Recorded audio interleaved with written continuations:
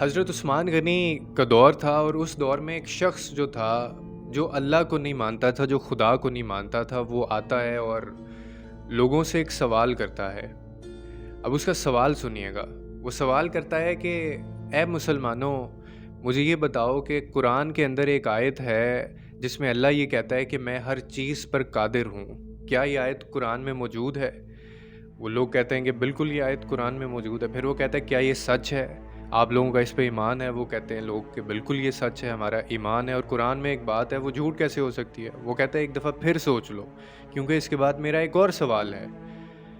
वो कहते हैं कि जी बिल्कुल हम इस पे डेड श्योर हैं कि ये सच है और हम इसको मानते हैं। फिर वो जो बंदा था जो खुदा को नहीं मानता था, वो मुसलमानों से सवाल करता है। अब उसका अगला सवाल सुनिएगा। वो कहता है कि अगर ऐसा है तो क्या खुदा अगर हर चीज़ पर कादिर है तो क्या वो अपने जैसा खुदा बना सकता है?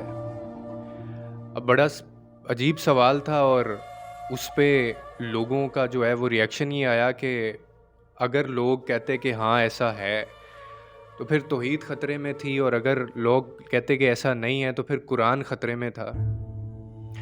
तो फ़ैसला ये हुआ कि इस बंदे ने जो ये सवाल किया है इसको कत्ल कर दिया जाए।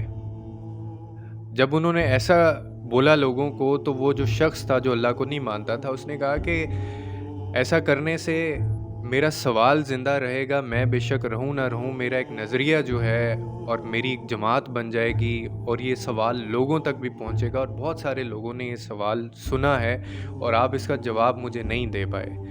तो ये सवाल सारी ज़िंदगी ज़िंदा रहेगा और लोग ये पूछते रहेंगे और आप किस-किस को कत्ल करेंगे। फैसला किया गया कि इस शख्स को कत्ल ना किया जाए। अब बहुत बड़ा इज्तिमा होता है, बहुत सारे लोग सर जोड़कर बैठते हैं और लेकिन सवाल का जवाब फिर भी नहीं ढूँढ पाते। तो एक बुज़ुर्ग होता है, वो शख्स को कहता है कि तुम्हारा जो सवाल है, तुम मुझे बताओ उस सवाल का जवाब, मैं तुम्हें अली के पास लेके चलता हूँ, अली तुम्हें इस सवाल का जवाब देंगे, हज़रत अली। अब वो ज़ईफ़ जो है वो ले जाता है उस शख्स को और बहुत सारे लोग हजूम इकट्ठा हुआ होता है। तो हज़रत अली जो हैं वो कहीं पे गए होते हैं, जब वो वापस आते हैं तो देखते हैं इतने सारे लोग जमा हैं, क्योंकि सवाल ही ऐसा था और सवाल से ज़्यादा लोगों को बेचैनी और क्यूरियोसिटी ये थी कि जवाब इसका क्या होगा। तो हज़रत अली जब पूछते हैं कि क्या मामला है, तो फिर लोग बताते हैं कि ये शख्स है जो खुदा को नहीं मानता, अल्लाह को नहीं मानता, इसका एक सवाल है। तो हज़रत अली कहते हैं कि बताओ क्या सवाल है? तो वो कहता है कि अली सोच समझ कर जवाब देना, सवाल बहुत मुश्किल है और वो ये है कि क्या आप मानते हैं कि आपके कुरान में एक आयत है जिसमें अल्लाह कहता है कि मैं हर चीज़ पर कादिर हूँ? तो हज़रत अली कहते हैं कि बिल्कुल मैं इस चीज़ को मानता हूँ और ये सच है, हक़ है। तो फिर वो शख्स कहता है कि फिर मुझे ये बताओ कि क्या वो अपने जैसा खुदा बना सकता है? तो हज़रत अली इस सवाल पे मुस्कुराते हैं और वो कहते हैं कि पहली बात तो ये है कि कोई आज तक ऐसा सवाल नहीं हुआ जिसका जवाब मैं ना दे सकूं, और तुमने मुझे इस सवाल का जवाब देने के लिए बाहर बुलाया है, अब तुम्हें मैं इसका जवाब देता हूँ। फिर वो शख्स कहता है कि बताओ फिर इसका जवाब क्या है?